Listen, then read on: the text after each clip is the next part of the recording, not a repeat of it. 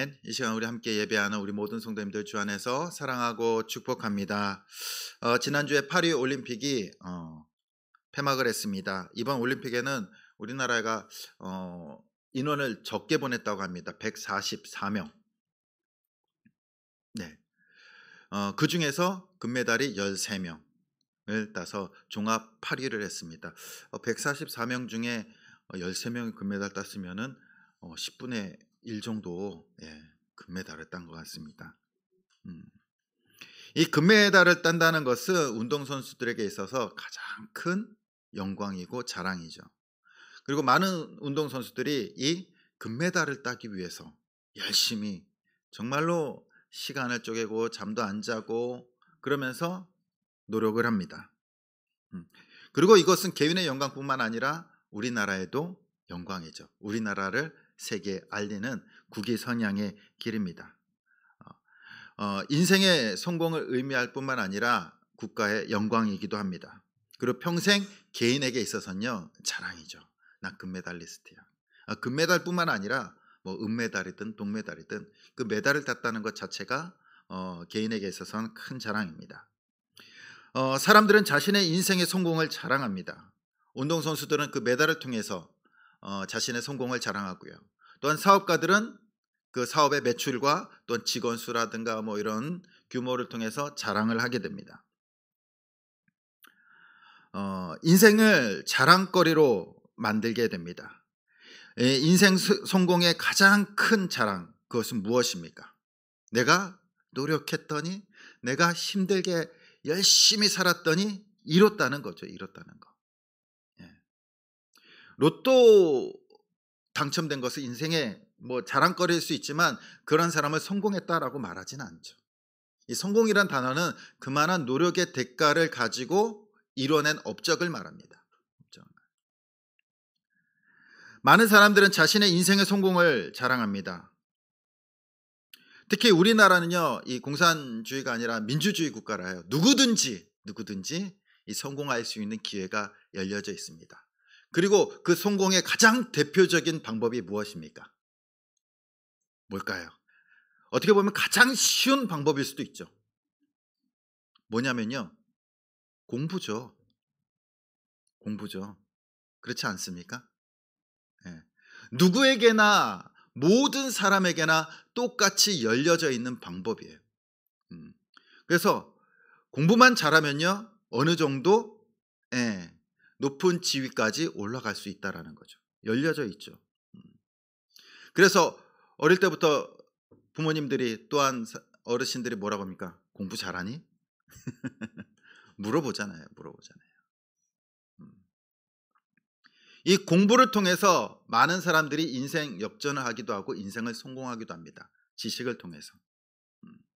그래서 어렵게 살던 사람들이, 정말로 가난했던 사람들이 공부를 해서 변호사가 되고 판사가 되고 검사가 되고 의사가 되고 뭐 이런 각계각층의 지식을 요구하는 그러한 위치로 올라가면요 뭐라고 해요? 인생 성공했다고 하죠.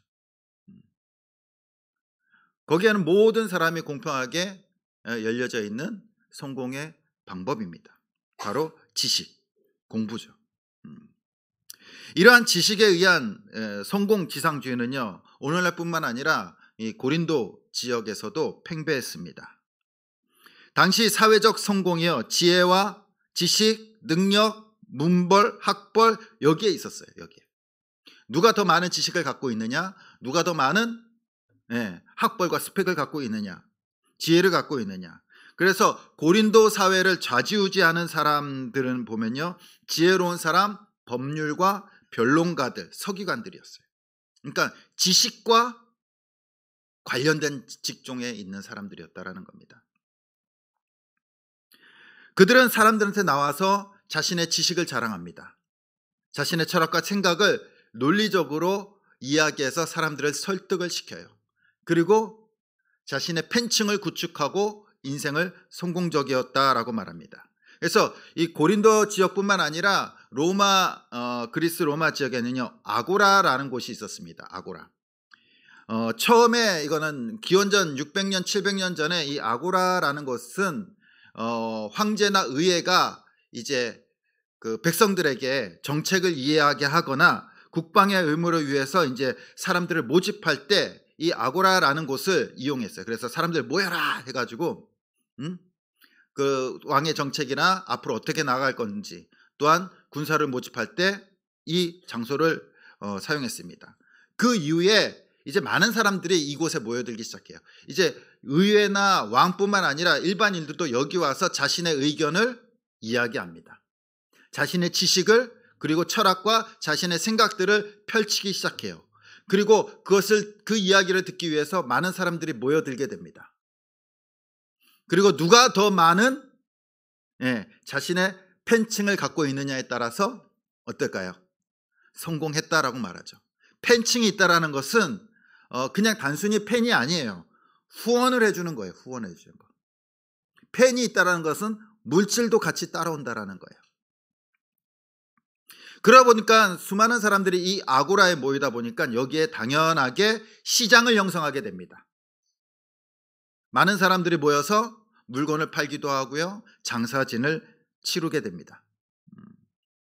이 아고라에서 연설을 하고 인기를 얻고 인지도를 높여 인생 성공하는 것이 당시 이 성공의 공식이었어요. 공식. 거기에는 압도적으로 뭐가 필요합니까? 지식이 필요하죠. 지식이. 누가 더 많은 지식을 논리적으로 잘 이야기할 수 있느냐, 연설할 수 있느냐. 그래서 사도 바울은요 20절에 이렇게 말합니다. 우리 같이 한번 읽어보겠습니다. 20절입니다. 시작. 지혜 있는 자가 어디 있느냐, 선비가 어디 있느냐, 이 시대의 변론가가 어디 있느냐, 하나님께서 이 세상의 지혜를 미련하게 하신 것이 아니냐.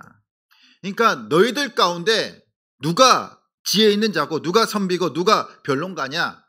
이 지혜 있는 자는요 당시 이제 철학자들을 가르치는 거예요. 소피스트라고 합니다. 철학자들. 선비는 이제 율법가들, 유대교 율법에 정통한 사람들, 랍비들을 뜻해요. 그 다음에 변론가들은요 당시 자신의 사상과 이야기들을 나와서 변론하고 철학적인 토론을 즐겨하는 사람들을 뜻합니다.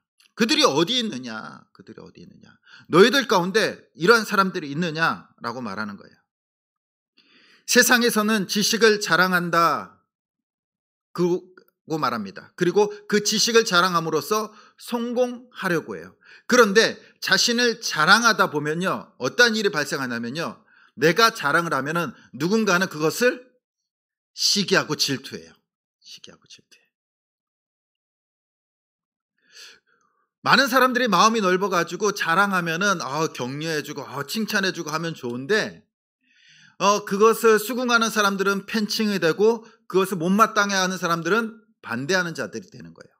그 사람이 옳은 말을 하더라도 그냥 미운 거야. 오늘날에도 그렇잖아요. 반대 아닌 반대를 하는 거잖아요. 그냥 무조건 반대. 그러다 보면 사회가 어떻게 됩니까? 분열하게 되죠. 분열하게 돼요. 오늘날 우리나라도 마찬가지잖아요. 옳고 그름의 문제가 아니에요. 처음에는 옳고 그름의 문제로 서로 의견을 이야기하고 논리적으로 말하고 생각을 이야기하다가 그것이 틀어지기 시작하면요 옳고 그름이 아니라 그냥 무조건 반대하면서 그 반대에 대한 논리를 펼쳐가는 겁니다. 그러면서 계속 분열을 하는 거예요. 분열을. 이것이 당시 사회적인 분위기였어요. 또 분열을 하면요 그 분열되는 사람들을 데리고 자신의 팬층을 더 확고하게 구축하는 거죠. 그 팬덤 정치를 하는 거죠. 팬덤 문화가 일어나는 거예요. 오늘날에도요 고린도와 같이 지식을 자랑하고 성공하는 길을 가려고 해요. 많은 사람들이. 어떠한 방법으로 사람들이 살아갑니까? 대표적으로 유튜브잖아요. 유튜브를 보면요 다 뭐예요? 자신을 자랑하는 내용들이에요. 자랑하는 내용들. 특별히 자신의 생각이라든가 자신의 논리를 그냥 펼쳐가는 거예요. 그래서 자신의 팬층을 구축합니다. 무엇으로? 구독과 좋아요로. 그리고 그것이 모이면요 어떻게 돼요? 그것이 돈이 되죠. 돈이 돼. 그래서 사람들은 이제 유튜브 하는 사람들 보면요 성공의 기준이 뭡니까? 구독자가 몇 명이야. 몇 명의 팬층을 갖고 있느냐가 성공의 기준이죠. 성공의 기준. 그리고 그것이 뭐예요? 또한 물질의 기준이 되기도 하는 거예요. 구독자 수에 따라서 돈을 벌잖아요. 당시 고린도 지역의 문화와 지금의 문화가 똑같아요. 놀랍지 않습니까? 지식을 자랑하고 팬을 확보해서 물질을 모으고 인생 성공을 자랑합니다. 그런데 이러한 문화가요, 교회 안에 들어오는 거예요. 교회 안에. 똑같이. 세상에서 살다 보니까 너무나 좋아 보이는 거거든요. 세상에 나와서 지식을 자랑하고 자신의 인기를 얻고 그리고 돈도 벌고 성공하고 그러한 것들을 교회에 와서 똑같이 하는 거예요. 똑같이. 교회 와서 무엇을 자랑할까요? 세상적인 지식을 자랑합니다. 그래서 팔을 만들어요. 분열합니다. 뿐만 아니에요. 고린도 교회는 자신의 은사를 자랑합니다. 은사를. 나는 병 고치는 은사가 있고, 나는 방언의 은사가 있고, 나는 방언 통역의 은사가 있고, 또 뭐 가르치는 은사가 있고, 전도하는 은사가 있고, 각자의 은사를 자랑해요. 그래서 방언파 모이고, 그렇죠? 그 다음에 가르치는 은사 가진 그런 파가 모이고, 이게 분열하기 시작하는 거예요. 어떠한 것이 더 좋으냐 자랑하면서. 그래서 사도 바울은요, 분열하는 교회를 향해서 다시 복음으로 돌아갈 것을 강력하게 오늘 말씀에 권면하고 있는 거예요. 우리 21절 말씀 우리 같이 한번 읽어보겠습니다. 시작. 하나님이 지혜에 있어서는 이 세상이 자기 지혜로 하나님을 알지 못하므로 하나님께서 전도에 미련한 것으로 믿는 자들을 구원하시기를 기뻐하셨도다. 무슨 말씀이냐면요, 하나님이 너희를 구원했을 때 야, 너희들이 자랑하는 그 지식으로 너희를 구원했냐라는 겁니다. 책망하고 있는 거예요. 책망하고 있는 거예요. 왜 너희는 지식을 자랑하고 하나님께로부터 받은 은사를 자랑해서 교회를 분열시키느냐? 하나님이 너희가 받은 그걸 가지고 구원을 했느냐? 하나님께서는 전도에 미련한 것으로 너희를 구원했다라는 거예요. 그것이 무엇입니까? 복음이잖아요. 복음. 왜 미련하다라고 말합니까? 세상에서는요, 그 복음을요 받아들이지 않아요. 미련한 것으로 생각합니다. 아니, 거론하기 싫은 것으로 생각해요. 그 십자가의 복음을. 당시 사람들에게 있어서 예수님은요 무능한 사람이었어요. 그리스 신화에 보면요, 그리스 신화에 나오는 신들을 보면 어떻습니까? 힘도 세고요, 지혜도 출중합니다. 헤라클레스, 제우스, 아킬레스, 뭐 이러한 신들 보면요 힘이 있어요. 능력이 있습니다. 그런데 복음은 어떻습니까? 예수 그리스도는 인간의 몸으로 신이 와가지고, 신이 인간의 몸으로 입고 와가지고 십자가에서 죽었어요. 어떻게 신이 죽을 수 있느냐? 어떻게 신이 그렇게 십자가에서 죽냐? 그거는 받아들일 수 없는 겁니다. 특별히 로마 문화에서 이 십자가는요 굉장히 잔인하고 역겹고 가증스러운 것으로 여겼어요. 이 처벌은 아무나 내려지는 처벌이 아니었습니다. 반란을 일으킨 극악무도한 사람이나 아니면은 노예들에게 줬어요. 일반 시민들에게는요 이 십자가 처형이 내려지지 않아요. 아무리 사람을 죽여도요 이 십자가는요 아무에게나 내려지는 형벌이 아닙니다. 그래서 가장 고통스럽고 가장 수치스럽고 가장 부끄럽고 역겨운 것이 십자가였어요. 그래서 일반인들이 나와서 교제하고 이야기 나눌 때 십자가에 대해서, 그 십자가는 말 자체를 거론하지 않아요. 거론하지 않아. 말하지 않습니다. 너무나도 수치스럽고 역겨운 것이기 때문에 일반인들은요 이 십자가에 대해서 이야기하지도 않아요. 그것이 당시 문화였어요. 그런데 예수님께서 그 십자가를 지셨는데 구원자다? 받아들일 수 없어요. 이해할 수 없습니다. 그렇게 수치스럽고 역겨운 것을 신의 아들이 졌다고? 그리고 구원했다고? 받아들일 수 없어요. 뿐만 아닙니다. 유대교에서는 나무에 매달리는 것은 하나님으로부터 저주를 받았다라는 뜻이에요. 근데 예수님께서 어디에 매달리십니까? 십자가에. 나무 십자가에. 예수님은 하나님으로부터 저주받은 자였어요. 그런데 구원자라고 도저히 받아들일 수 없습니다.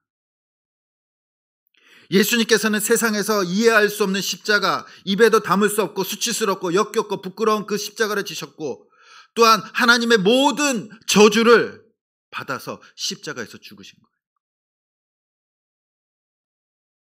세상에서는 도저히 받아들일 수 없습니다. 그런데 그 십자가로 우리는 구원을 받았잖아요. 왜 그렇습니까?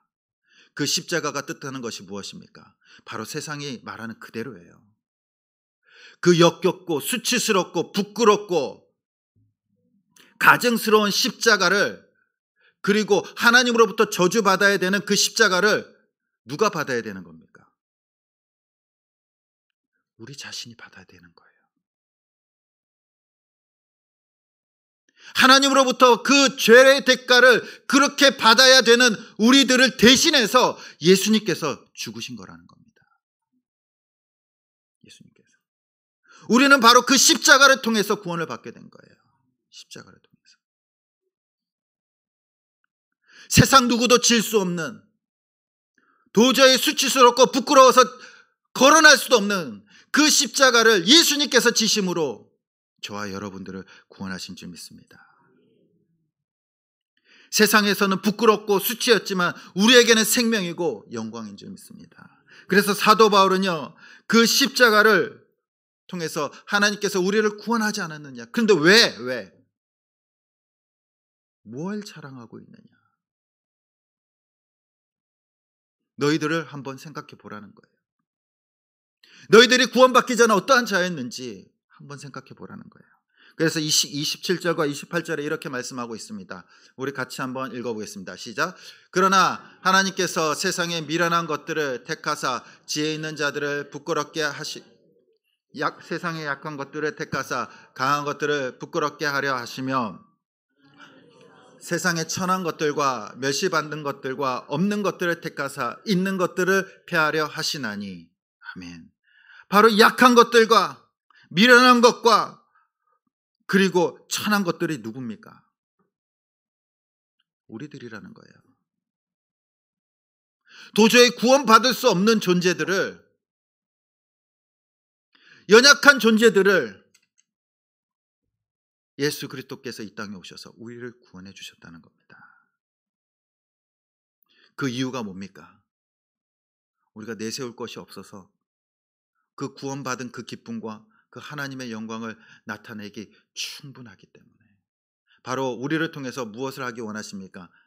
하나님의 영광을 나타내고 주님을 자랑하길 원하신다라는 거예요. 하나님은 늘, 하나님의 선택하심을 보면요, 늘 연약하고 힘없는 자들을 선택하셔서 사용하십니다. 성경에 보면은 아브라함이 어떠한 사람이었습니까? 당시 메소포타미아 문명에서 노인이었어요. 그리고 자녀가 없었어요.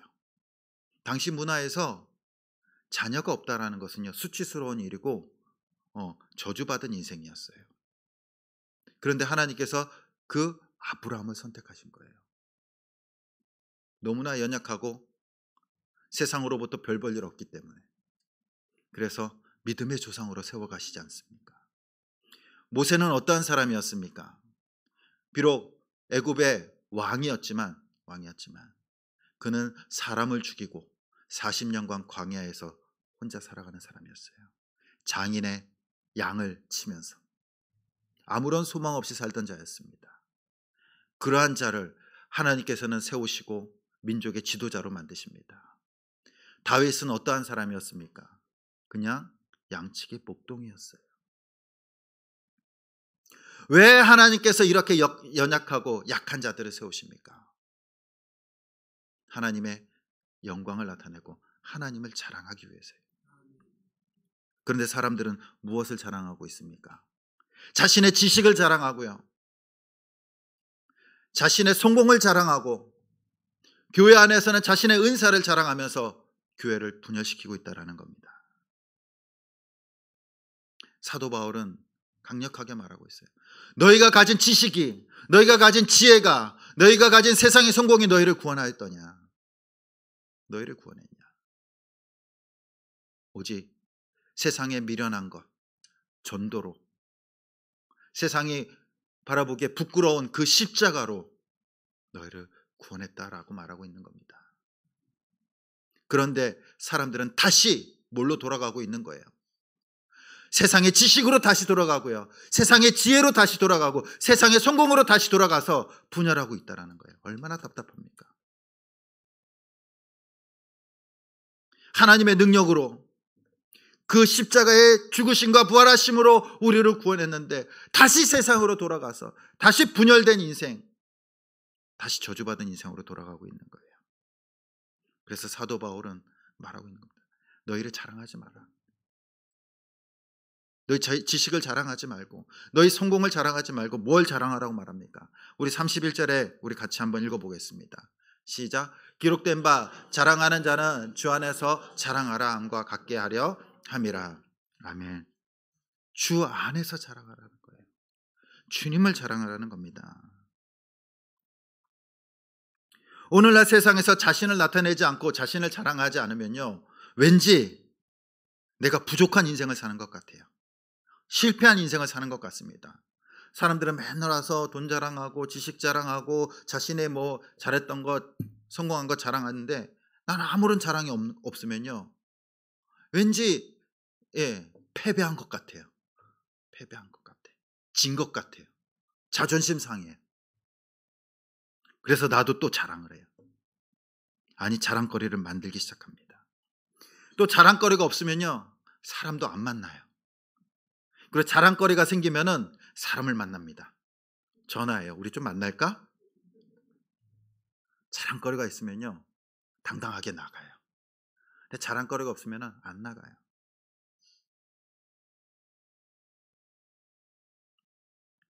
몇 년 전 기사에 보니까 대기업 경력직의 약 20%가요, 학력과 경력을 위조했다라고 합니다. 자신을 이제 거짓으로 부풀리는 거죠. 뿐만 아닙니다. 유명인들도요, 내가 되면 뭔가 이게 위조하고 학력 위조한다고 한 번씩 터지잖아요. 뭔가 자랑하지 않으면요, 내세우지 않으면은 나만 뒤처지는 것 같아. 나만 실패한 것 같고, 다른 사람들은 다 잘 사는 것 같고, 나만 불행한 것 같고, 그래서 남을 속입니다. 부풀려요. 자랑해요. 그러다 보면 어떤 일이 벌어집니까? 그 당시는 좋을 수 있으나 나중 되면요, 분열하고 싸우는 거예요. 싸우는 거예요. 친구 중에 자기를 맨날 자랑하는 친구가 있어요. 그 친구 만나고 싶습니까? 만나기 싫어요. 별것도 아닌 거 가지고 맨날 자랑질이야. 그렇죠? 만나기 싫어요. 그럼에도 불구하고 만나고 나면 자존심이 상해요.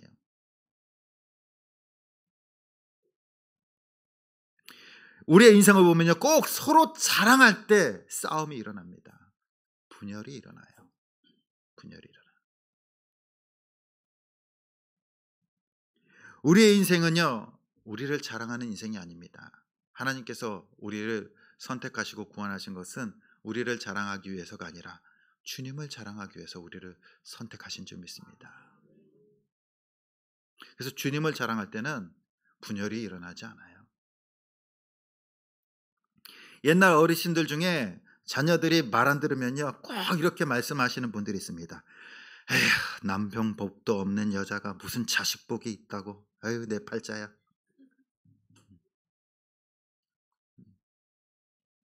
뭐예요? 남편도 자랑할 게 없고 자식도 자랑할 게 없고, 아유, 내 팔자가 참. 그렇지 않습니까? 인생 살아보니 자랑할 게 없다라는 거예요. 내세울 게 없다라는 겁니다. 속상한 거예요, 속상한 거. 근데 우리에게는요, 세상적인 자랑이 아니라 주님 안에서 자랑할 것이 차고 넘쳐요. 차고 넘쳐. 하나님께서 우리를 구원해 주심을 자랑할 수 있잖아요. 나에게 해주신 것들이 얼마나 많습니까? 자랑할 수 있잖아요. 좋은 교회 만난 거 자랑할 수 있잖아요. 우리 옆에 있는 좋은 성도님들 만난 거 자랑할 수 있잖아요. 그게 내 자랑입니까? 아니잖아요, 그거는. 그리고 좋은 목사 만난 거 자랑할 수 있잖아요. 별로 마음에 안 드십니까? 매일 주시는 하나님의 말씀을 자랑할 수 있고요. 매일 우리가 묵상하는 그 큐티 말씀을 자랑할 수 있어요. 그 말씀 읽었더니 너무 좋더라. 거기에 무슨 분열이 있습니까? 주님의 말씀을 자랑한다고 분열이 일어납니까? 아니잖아요. 교회를 자랑하고 주님을 자랑한다고 분열이 일어납니까? 아니에요. 분열은요, 나를 자랑할 때 생기는 거예요. 나를 자랑할 때. 하나님으로부터 받은 사랑 자랑할 수 있습니다. 저주받은 자가 저주에서 풀려서 영생을 얻게 된 것 자랑할 수 있잖아요. 죽어가는 자가 영생을 얻고 생명 얻은 것 자랑할 수 있잖아요. 지옥에 가야 되는 자가 천국에 갈 수 있는 것 자랑할 수 있잖아요. 얼마나 우리의 자랑이 차고 넘칩니까? 근데 꼭 그런 자랑은 안 해요. 꼭 나를 자랑해야지 될 것 같아요.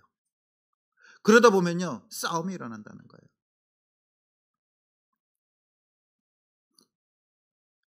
세상에서 성공하는 인생 중에 보면요, 물론 물질로 성공한 사람, 지식으로 성공하는 사람 있지만 자기를 위해서 정말로 평생 자기를 위해서 옆에 있어주고 생명을 목숨을 걸어줄 친구 한 명 있는 게 가장 큰 자랑이잖아요. 아무리 돈이 많아도요, 야, 너를 위해서 목숨 걸어줄 친구 한 명 있어? 없으면요, 초라해지는 거예요. 인생 헛산 것 같아요. 그런데 돈이 없더라도, 지위가 없더라도 나를 위해서 죽어줄 사람, 정말로 믿어줄 사람, 정말로 죽어도 내 편이 될 사람 한 명만 있으면요, 정말로 세상 부럽지 않습니다. 그렇지 않나요? 네? 마치 인생 성공한 것 같아요. 인생 성공한 것 같아요. 내가 간이 좋지 않아요. 그런데 친구가 간을 떼줍니다. 신장이 좋지 않은데 신장을 떼줘요.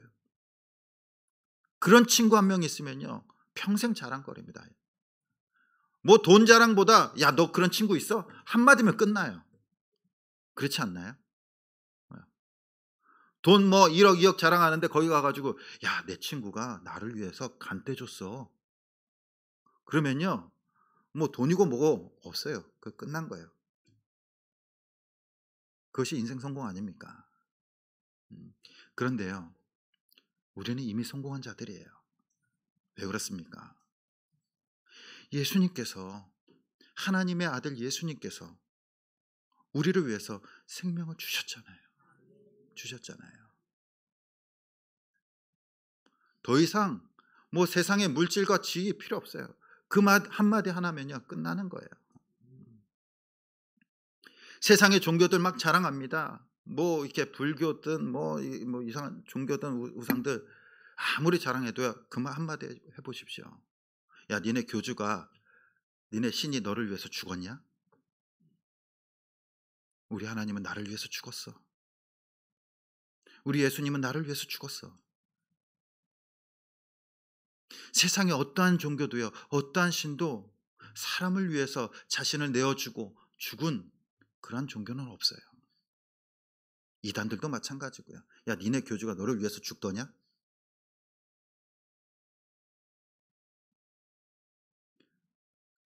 주님께서는요, 우리를 위해서 자신의 생명을 주신 거예요.